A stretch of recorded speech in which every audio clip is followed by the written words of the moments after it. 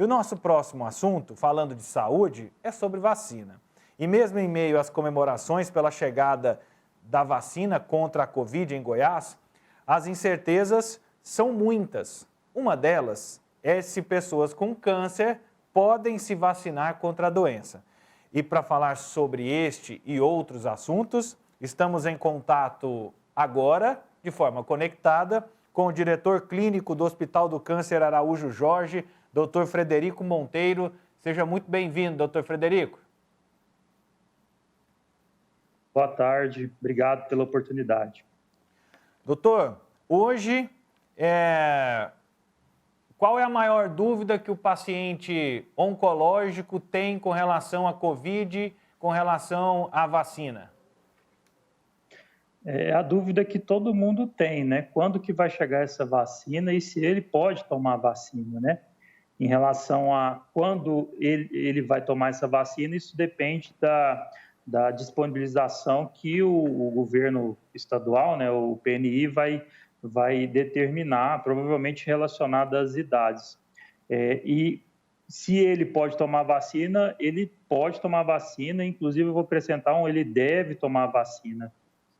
Não existe nenhum problema. Assim, a vacina não impacta de alguma forma no tratamento das pessoas que estão combatendo o câncer. A gente tem dois aspectos aí, Vinícius. O primeiro aspecto a se considerar é que essa doença, em alguns pacientes oncológicos, ela é devastadora. Então, a gente tem relatos na literatura e de experiência própria que a gente pode ter até cerca de 50% de mortalidade do paciente que pega o coronavírus em vigência de um tratamento ou em vigência de alguns determinados tipos de câncer. Então, o outro aspecto está relacionado à novidade que são essas vacinas. Então, a gente conhece muito pouco dessas vacinas, basicamente em ensaios clínicos.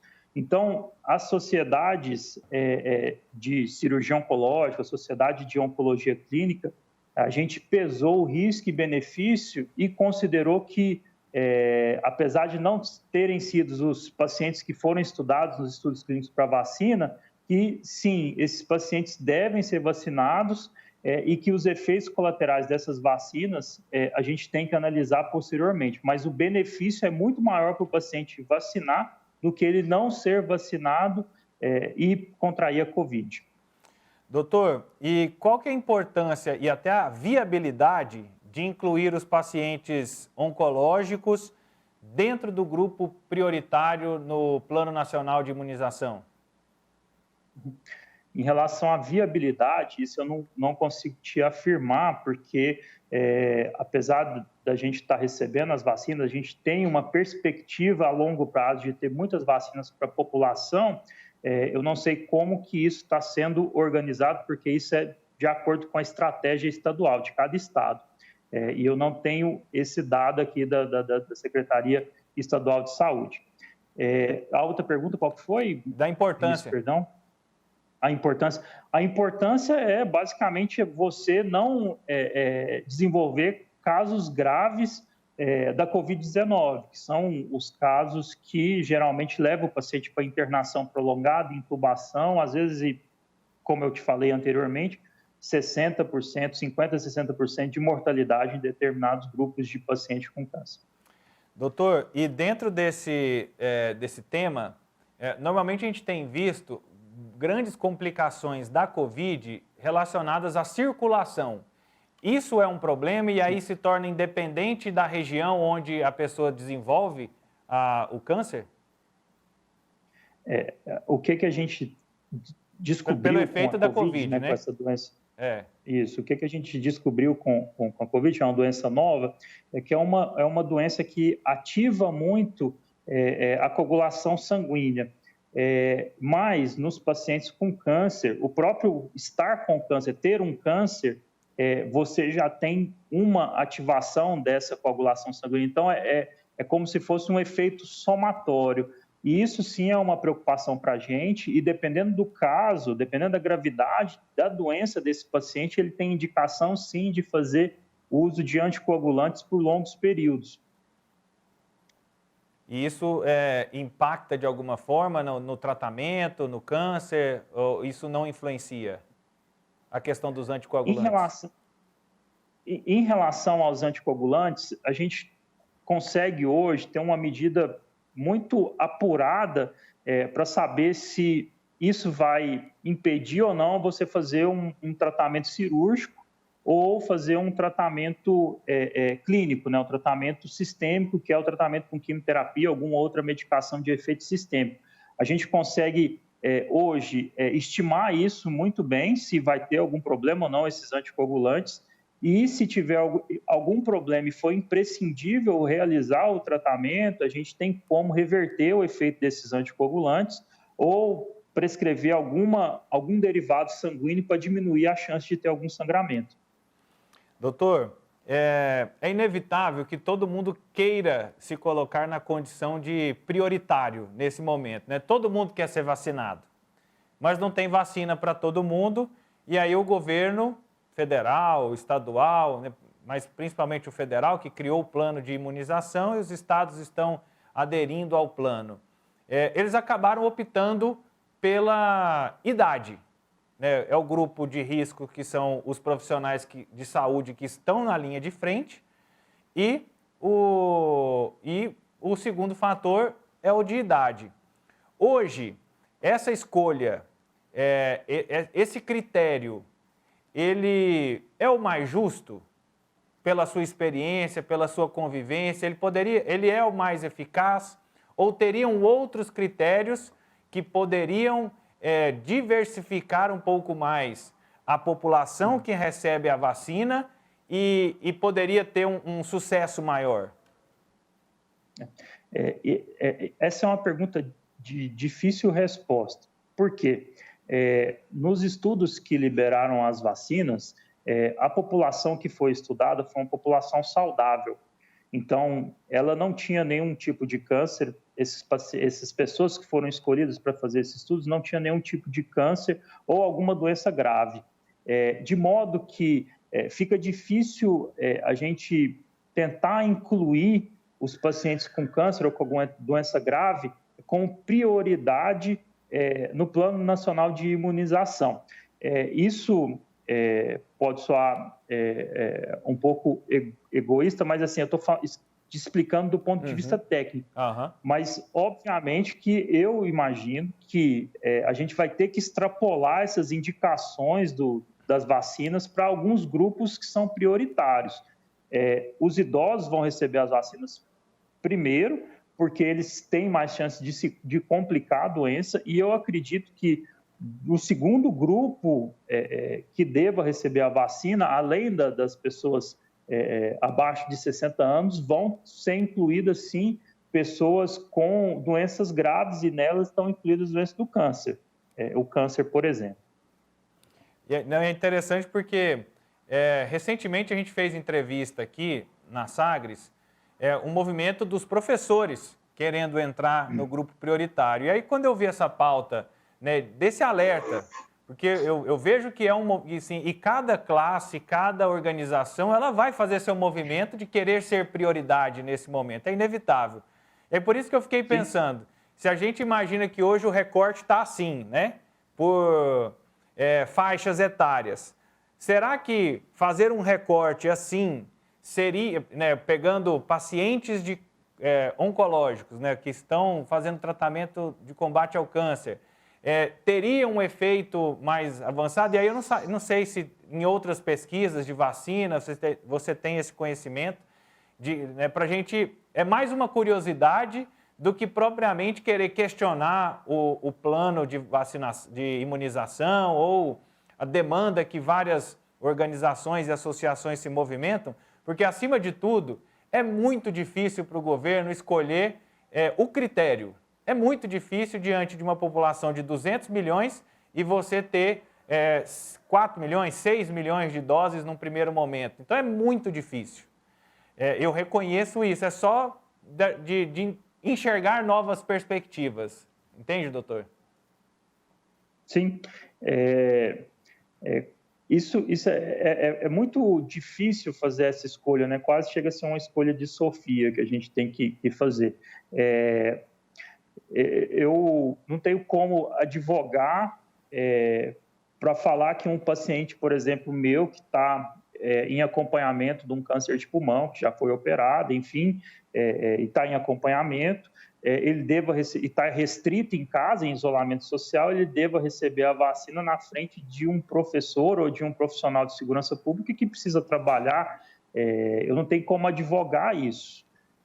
Mas eu acredito muito nas autoridades e eu acho que essa primeira leva de vacinados vai fornecer dados robustos e elementos robustos para as autoridades sanitárias desenvolverem e até mesmo aprimorarem esse PNI, entendeu? Então, eu imagino que estabelecendo a robustez dessa resposta imunológica, às vezes até com a definição se precisa de uma dose mesmo, de 2 doses, ou se uma dose é eficaz, a gente pode até ampliar um pouco mais essa vacinação, a cobertura vacinal. Mas, igual eu repito para ti, eu acho que esse primeiro grupo vai determinar essa robustez e essa estratégia. Eu acho que não é uma coisa que é imutável, eu acho que a gente vai ver algumas mudanças e de prioridades no PNI. Estamos conversando com o Dr. Frederico Monteiro, ele que é diretor clínico do Hospital do Câncer Araújo Jorge. Doutor, eu te perguntei no início se a vacina influenciaria. Agora eu quero fazer o caminho inverso. O tratamento, a radioterapia, a quimioterapia, de alguma forma ela enfraquece o trabalho da vacina, por exemplo? Então, e aí a importância de que, e a gente sabe o tanto que o tempo é muito importante para quem está se submetendo ao tratamento. É importante se vacinar antes de se submeter a esse tratamento, porque ele pode não dar o efeito da vacina? Sim, hoje o que acontece? Nós temos várias medicações sistêmicas que influenciam tanto na resposta imune quanto na eficácia de medicações, inclusive os imunizantes, as vacinas. A gente tem dados passados de eficácia de vacinas para influenza, de outras vacinas que tiveram uma eficácia reduzida no paciente que tem câncer, que faz a imunização em vigência do tratamento. Então, você pode ter, sim, essa resposta diminuída. Obviamente, nós não temos dados das vacinas da Covid, né, do coronavírus, mas existe, sim, uma previsão de que esse paciente, se ele fizer a vacina em vigência de tratamento sistêmico, quimioterápico ou imunoterápico, ele pode sim ter um efeito retardado nessa imunidade que ele vai adquirir. Então, de modo que a gente não contraindica o paciente fazer a vacina durante o tratamento sistêmico, mas o ideal seria que ele fizesse esse tratamento, essa imunização antes de começar qualquer tratamento. A gente sabe que às vezes esse ideal, a gente não consegue chegar nesse ideal, mas o melhor seria sim que ele fizesse a imunização antes de começar qualquer tratamento para o câncer. Vou partir para a reta final da entrevista aqui com o senhor, mas me surgiu uma dúvida. Nos ensaios, nas informações preliminares, tem Coronavac, tem Oxford, tem Pfizer. Tem alguma delas que tende a ser mais eficiente nos pacientes que estão de tratamento de câncer? Existe alguma informação sobre isso? A palavra não é eficiência, né? A palavra que a gente tem que falar é segurança. A vacina mais segura para se fazer nos pacientes oncológicos é a vacina da Coronavac. Por quê? Ela é uma vacina que tem uma tecnologia que a gente já conhece há muito tempo. que a tecnologia dela utiliza o vírus inativado. Então, essa vacina, a gente já tem experiências de que o paciente que toma, o paciente oncológico que toma essa vacina, ele não vai desenvolver a doença, obviamente, e também não vai ter nenhum efeito colateral maior relacionado a essa injeção dessa vacina. Em comparação com a outra vacina que nós temos disponíveis no nosso PNI, que é a vacina de Oxford, ela é uma tecnologia nova em que ela emprega um vírus mutado de um chimpanzé, e dentro desse vírus do chimpanzé tem um pedacinho da proteína do coronavírus. A gente não sabe, por ser uma tecnologia nova, como que vai ser a resposta no organismo de um paciente que está recebendo o tratamento sistêmico quando o paciente faz essa vacina. A gente não sabe se ele vai desenvolver uma gripe relacionada a esse vírus do chimpanzé. Então, por isso, a gente recomenda que o paciente oncológico faça a vacina da Coronavac, a vacina do Butantan. E, para encerrar, hoje os pacientes que estão em tratamento, eles ainda estão inseguros em frequentar o ambiente hospitalar com medo da Covid? Como é que vocês têm trabalhado para que eles sintam a confiança? Pelo aspecto de dar confiança a eles e também o trabalho de manter os protocolos dentro do Araújo Jorge, por exemplo. Eu estou participando desse turbilhão tem quase um ano, né? Desde quando começou a pandemia na China, a gente tem um comitê aqui que reúne semanalmente aqui no hospital para discutir as ações que a gente tem tomado com os pacientes que têm câncer aqui no hospital. O que eu te falo é que tem sido bem difícil, bastante desgastante, porque todo dia, toda hora, parece que todo dia tem uma novidade e tudo muda muito rápido. Então, é uma dificuldade muito grande. Os cuidados que a gente está tomando aqui no Hospital Araújo Jorge, além dos cuidados habituais que vocês veem no shopping, no comércio, a gente adotou algumas medidas bem estritas aqui, de modo que o paciente que adentra a instituição para fazer qualquer tratamento oncológico, vai fazer uma quimioterapia internado ou vai fazer algum procedimento cirúrgico, esse paciente obrigatoriamente precisa fazer um PCR, um RT-PCR, para ver se ele está com Covid ou não. Então, todos os pacientes que estão internados, eles fazem esse exame para a gente definir se ele tem Covid ou não. E eu posso te falar que nos últimos 7 dias a gente tem visto um aumento sustentado dos nossos pacientes que vão ser submetidos a procedimentos cirúrgicos e estão contaminados com Covid. Doutor, eu imagino que essa experiência de um ano, né, quando o senhor começou a falar assim, nossa, eu estou em meio a esse turbilhão aí nos últimos 12 meses, qual que o senhor acha que vai ser a maior mudança pelo olhar humano e pelo olhar da medicina que a pandemia vai nos ensinar, que ela está nos ensinando?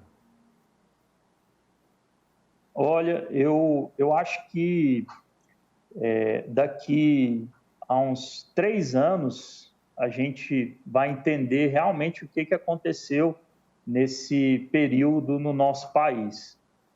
A gente ainda não tem essa maturidade para saber o que está acontecendo. Mas o que eu espero muito é que o brasileiro, como sociedade, amadureça e comece a tomar as rédeas da condução desse país, de saber que, às vezes, pensar na coletividade é muito mais interessante a médio e longo prazo do que pensar na individualidade. Então, é isso que eu espero, é isso que eu tenho de mensagem para falar para você. Muito bom. É importante a gente também apontar que assim, é desespero, tem muita dor, tem muito sofrimento, tem muita insegurança, mas a gente tem que saber aprender com tudo isso que nós estamos passando. Doutor, muito obrigado pela sua disponibilidade e pelos seus esclarecimentos aqui na nossa programação. Estou à disposição, Vinícius. Boa tarde para você e para os seus ouvintes. Muito obrigado. Conversamos com o Dr. Frederico Monteiro, ele que é diretor clínico do Hospital do Câncer Araújo Jorge, o Hospital Araújo Jorge, uma das referências de combate ao câncer no estado de Goiás, né, e também no Brasil, falando um pouco sobre vacina, sobre as pessoas que estão em tratamento no combate ao câncer, inseguranças, dúvidas, dificuldades, problemas. A gente traz aí esses esclarecimentos para trazer um pouco até de esperança, de calma, de tranquilidade para as pessoas que estão nesse momento sob tratamento, para que elas possam ter a condição emocional para poder lidar com essa outra grande batalha que é a do câncer.